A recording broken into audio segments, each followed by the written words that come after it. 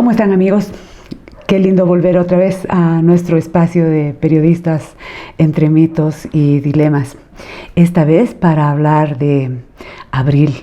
Qué mes tan importante, emblemático para hablar de una de las luchas más importantes del pueblo cochabambino aquí en el corazón de Bolivia. Estoy convencida que refrescar esas páginas importantes de nuestra historia permite a las nuevas generaciones a tener una nueva mirada a la actualidad sin perder de vista nuestras raíces. Abril del 2000.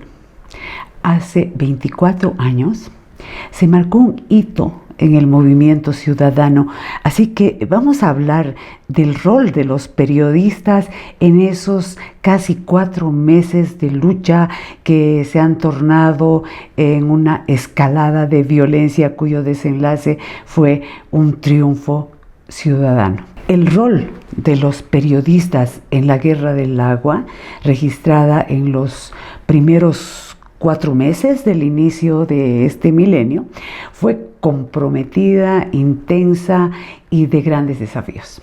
Ustedes recordarán que Cochabamba, Bolivia, se situó en la memoria internacional como el escenario de la Guerra del Agua, con imágenes y reportes que han dado vuelta al mundo durante esa escalada de violencia que comenzó con la privatización de la empresa de agua potable y terminó con la expulsión de la privatizadora empresa del consorcio Aguas del Tunari.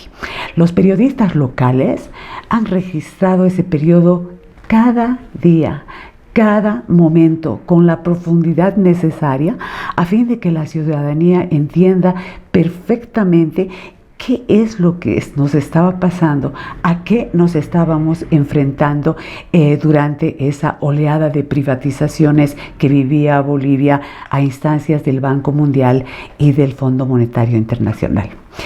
La luz roja se encendió con la denuncia de los vecinos que a través de los reporteros se quejaban de incrementos entre 50, entre 30 y 300% a sus tarifas de agua potable en consumo domiciliario. La indignación crecía y los espacios en los medios no alcanzaban para informar de ese creciente malestar ciudadano. Mientras los líderes sindicales, los líderes cívicos se interiorizaban en ese momento de los alcances de esa ley 2023 que hacían temer que el consorcio Aguas del Tunari podía extenderse incluso al control de aguas para el riego y de otros recursos acuíferos. El nuevo consorcio explicaba que debían ajustar tarifas porque su contrato con el gobierno boliviano les obligaba a cubrir deudas acumuladas, a aportar al proyecto tormentoso nuestro de entonces, el proyecto múltiple Misicuri, en su fase de construcción en ese momento cuando se estaba construyendo el túnel de los 20 kilómetros. Obviamente, los nuevos ejecutivos, como nueva empresa, nuevita, estaban negociando en los medios de comunicación espacios de pagados de publicidad con el fin de posicionar a la nueva empresa Aguas del Tunari y con el fin de neutralizar, por supuesto, el descontento ciudadano. Pero la mecha se ha encendido en una conferencia de prensa llena de periodistas, en la que el ejecutivo extranjero de entonces de Aguas del Tunari decía que cortarán el servicio a la gente que no pague. La declaración salió en todos los noticieros, así que los periodistas estaban instalados entre Aguas del Tunari, correteando a la Plaza 14 de septiembre, y la gente vivía pegada a sus radios y a sus televisores para conocer las noticias.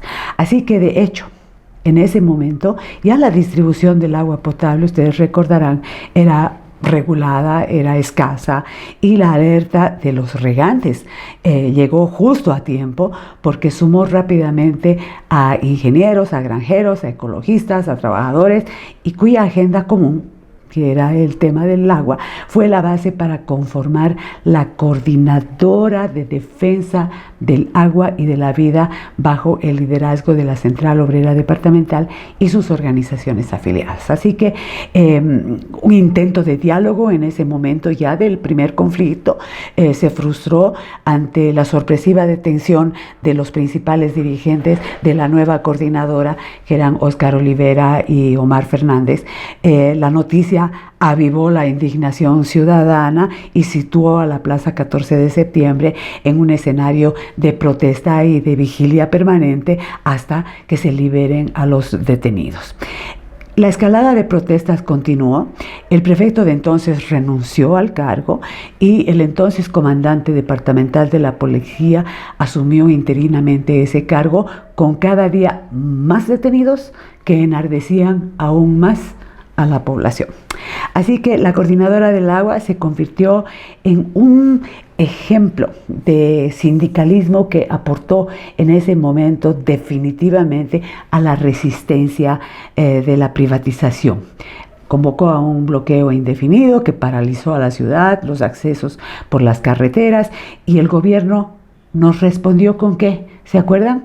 Nos respondió con un estado de sitio que dio más fuerza a la ciudadanía para salir y enfrentarse con policías y con militares. Fue increíble. El historiador Rafael Puente ha definido con claridad 4 batallas marcadas en el conflicto que se extendió desde enero hasta abril del 2000. La primera, el 10 de enero del 2000, con la convocatoria de la Coordinadora del Agua, un bloqueo indefinido, un bloqueo contundente.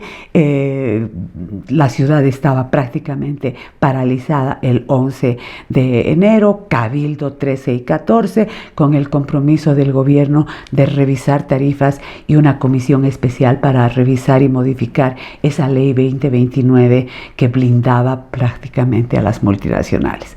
La segunda, cuando las negociaciones fracasaron y la coordinadora llamó a la toma de Cochabamba, el 4 de febrero, ya estábamos por ahí, se reanudan las movilizaciones, violentos enfrentamientos en el centro de la ciudad, heridos, detenidos, y que terminan con reconocer definitivamente, ahora sí, a la Coordinadora del Agua como un actor principal de las negociaciones y la mediación de la Iglesia Católica y la Defensoría del Pueblo.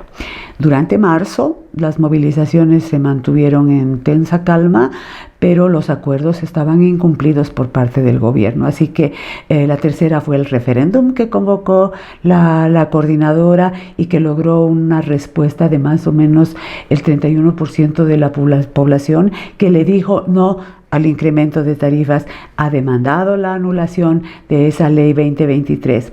Y las movilizaciones se reactivan rápidamente ya hasta cuando estábamos en abril, y el gobierno responde con este estado de sitio que les decía, recrudeciendo las medidas de represión tanto de policías como de militares. La ciudad se convirtió en un gran campo de batalla, y los periodistas,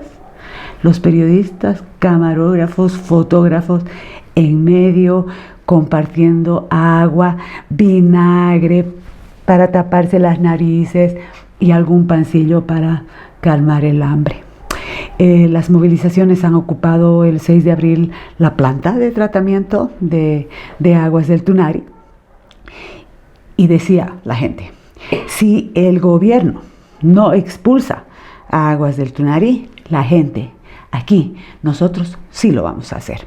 Entonces, el 7 de abril se producen negociaciones que han sido ensombrecidas una vez más por una instrucción del gobierno que decía que debían apresar a los dirigentes y a todos los que negociaban por parte de la coordinadora.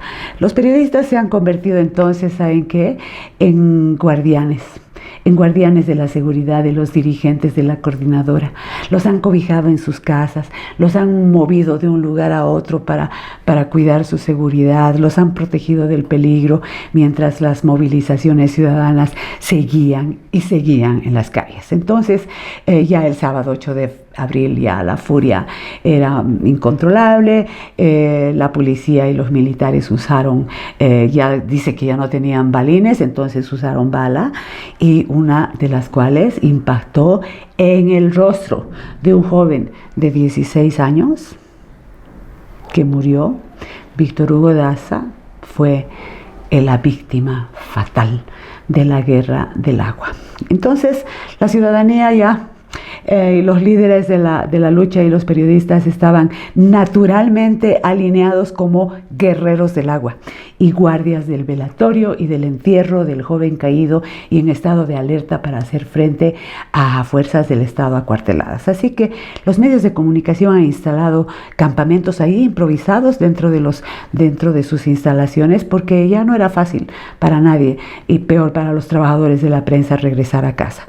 Así que el ritmo de los acontecimientos dejaba a los periodistas, a los camarógrafos, a los fotógrafos sin pausa entre los fuegos cruzados, mientras los gerentes del área comercial todavía estaban preocupados porque estaban gestionando unos contratos de publicidad con Aguas del Tunari.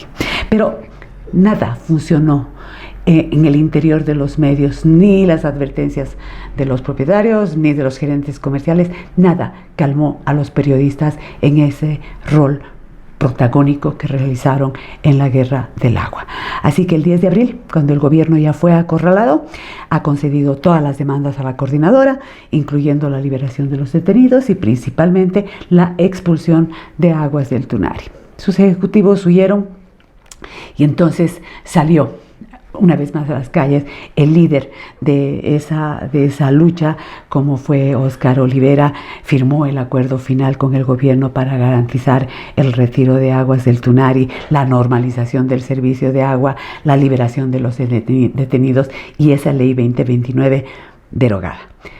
Óscar Olivera, por esa lucha, por ese liderazgo, mereció el premio Goldman 2001 por su rol en la defensa del agua para Cochabamba. Los periodistas de esa época no solamente fueron sus protectores, no solamente fueron guerreros del agua, sino amigos que pese al tiempo y las circunstancias le reconocen a este momento, a ese líder, la dignidad y la consecuencia, porque además no sucumbió posteriormente a las tentaciones del poder que le llovieron a Óscar Olivera. Así que a estas alturas todavía subsiste la lucha por el acceso al agua en la ciudad, que somos como más de 2,5 millones de habitantes. Probablemente el 60-70% ya tiene acceso al agua, pero todavía hay sectores que están necesitando urgentemente del líquido elemento. Abril, hace 24 años, fue escenario de la Guerra del Agua, un evento que dio vuelta al mundo, que nos hizo proyectar la lucha de un pueblo por el líquido elemento.